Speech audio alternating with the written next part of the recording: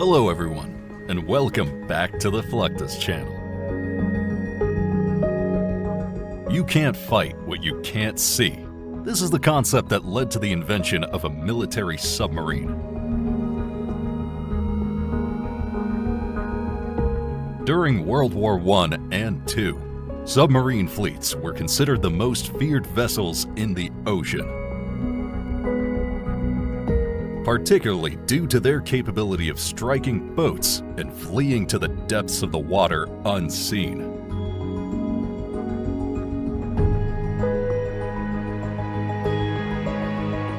As a result, navies worldwide started developing advanced weapons and tactics to deal with underwater threats.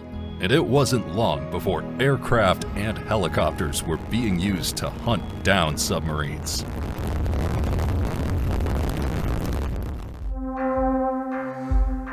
Island nations like Japan are particularly vulnerable to seaborne threats. Therefore, Japan was the first nation ever to develop an aircraft that used a flyby optics control system. Developed by Kawasaki Aerospace Company, the P-1 is a purpose-built maritime aircraft with no civil counterpart and was designed from the onset for the role. First introduced in 2013, the Kawasaki P-1 boasts several features that make it extremely deadly to enemy submarines. For instance, it has an incredible 500-mile range, which allows the crew to stay airborne for several hours at a time and reduces the chances of any hostile submarine slipping through its defenses.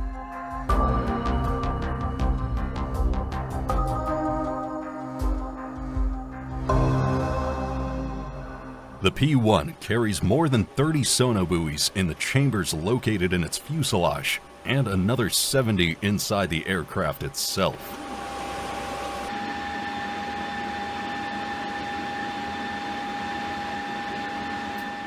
The sonobuoys, along with various sensors and magnetic anomaly detector, MAD, in its tail, allow the P-1 to detect, localize, and track submarines and surface vessels. The aircraft also use sophisticated acoustic systems for this purpose.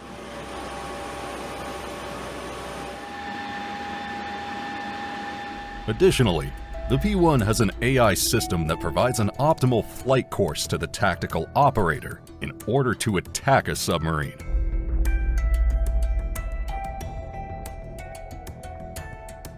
The United States has several aircraft in its arsenal that excel at anti-submarine warfare. However, one of the most effective aircraft in this regard is the Boeing P-8 Poseidon, which is capable of flying as high as 41,000 feet while traveling at speeds as fast as 490 knots.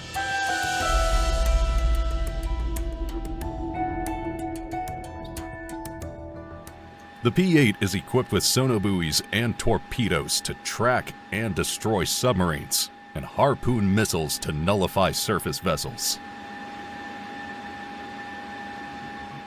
In addition, the P-8 can also perform low-altitude missions, and has already proven its abilities to support humanitarian and search and rescue missions. With more than 166 aircraft, the P-8 has executed more than 600,000 flight hours around the globe.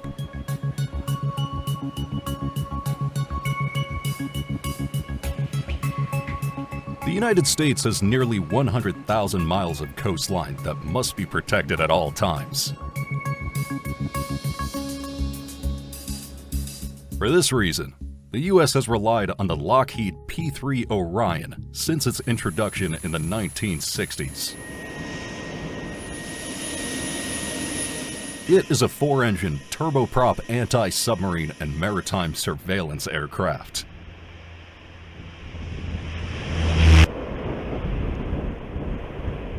The P-3 was based on the L-188 Electra commercial airliner. However, It is easily distinguishable from the Electra by its distinctive tail stinger, or mad boom, which is used for the magnetic anomaly detection of submarines.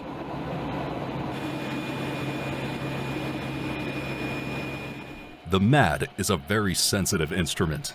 An electromagnetic noise can interfere with it, which is why it is kept in P-3's fiberglass tail stinger, far away from other electronics and ferrous metals on the aircraft. The MAD detects the anomaly of a submarine in the Earth's magnetic field.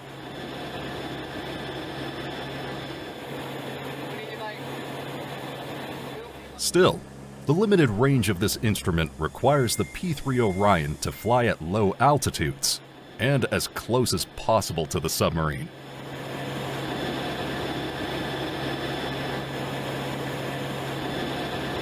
For this reason, this aircraft is primarily used to pinpoint the location of a submarine right before a torpedo or depth bomb attack. The Shinmeiwa US-2 is considered an ideal option for maritime surveillance.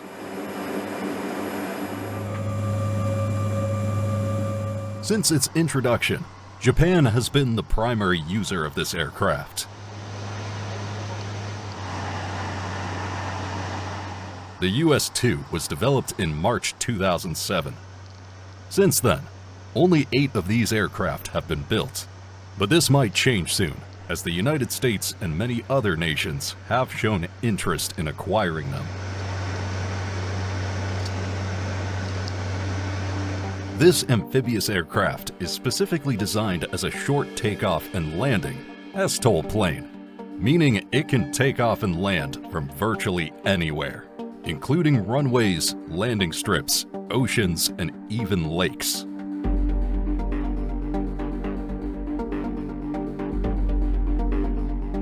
The Shinmeiwa US-2 is 110 feet long, 32 feet high, and has a wingspan of 108 feet.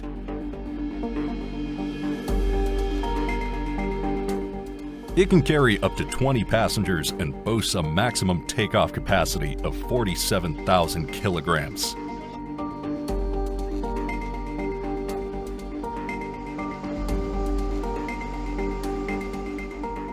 It is capable of providing 4,500 horsepower, courtesy of its 4 powerful Rolls-Royce AE2100 engines.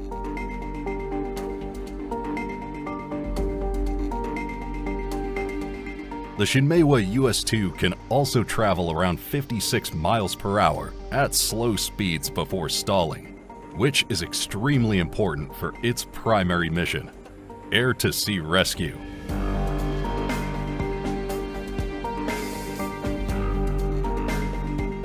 The United States wants to obtain the Shinmeiwa US-2 to be able to operate effectively in the Pacific Ocean.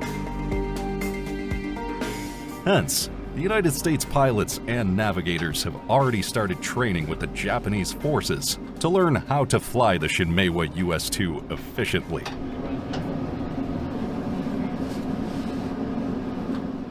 This training was conducted in a US-2 simulator, where Japanese operators taught pilots and navigators how to operate the internal systems of the Shinmeiwa US-2.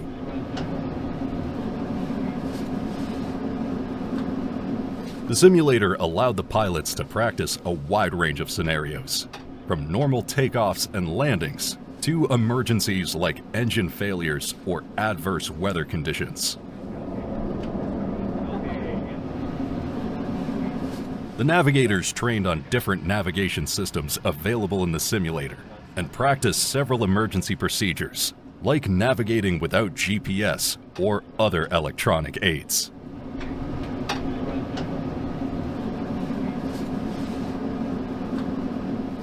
After learning how to operate the Shinmeiwa US-2 in a simulator, it was time to get real-world experience.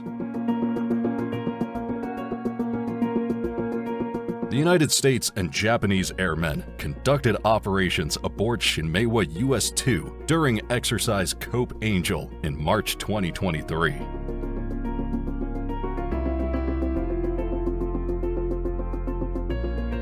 The airmen took off and inflated an inflatable rescue boat, IRB, aboard the aircraft.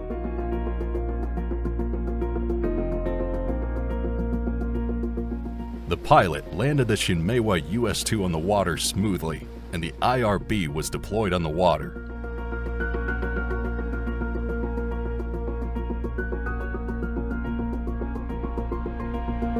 After conducting waterborne operations, the IRB was moved back into the aircraft using ropes.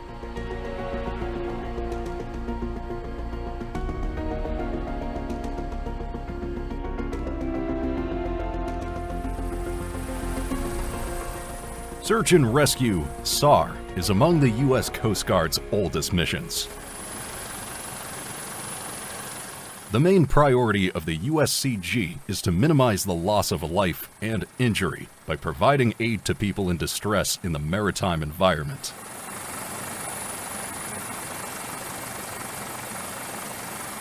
On December 22, 2022, the USCG received a distress call from the survivors aboard the 45-foot fishing vessel.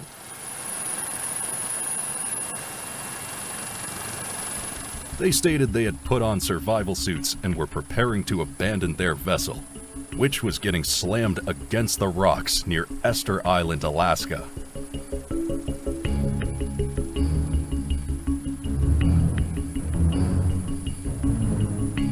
The U.S. Coast Guard personnel flew an MH-60T Jayhawk helicopter to the destination, located and hoisted 3 men and a dog that were stranded on a boat in high wind conditions.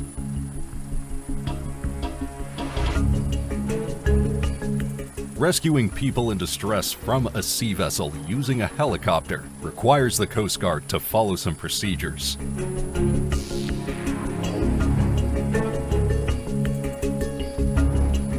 Still, the crew is allowed to ignore standard procedures if it comes to saving lives in emergencies.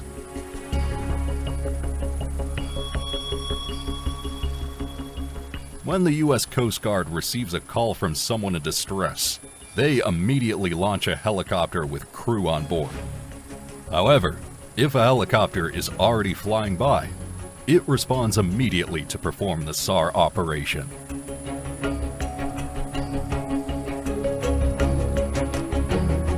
After locating the vessel, the pilot hovers the helicopter so that the swimmer can reach down to the vessel.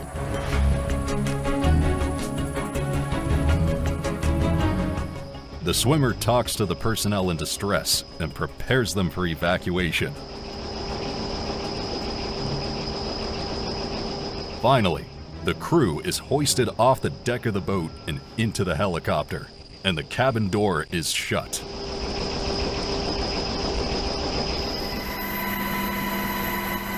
After rescuing people in distress, the final procedure is to transport them back to shore. In April 2013, an HU-25 Falcon jet captured footage of a vessel that capsized in the middle of the ocean.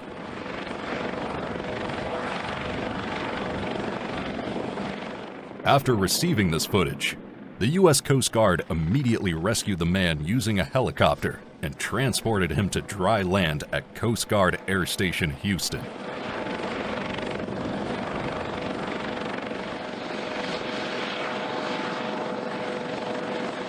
While the U.S. military and Japanese self-defense forces employ various aircraft and vessels for anti-submarine warfare and search and rescue missions, their approaches reflect both similarities and differences.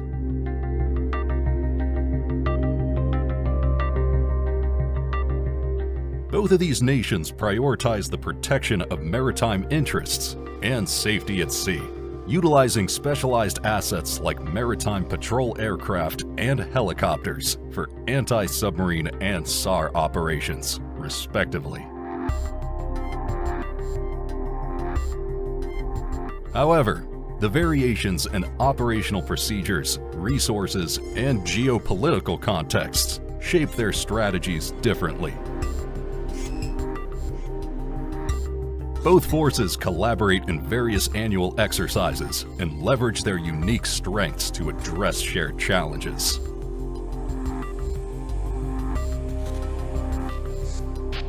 That's the end of this video. I hope you enjoyed it. Make sure to subscribe to this channel so you don't miss any of our new content. See you next time.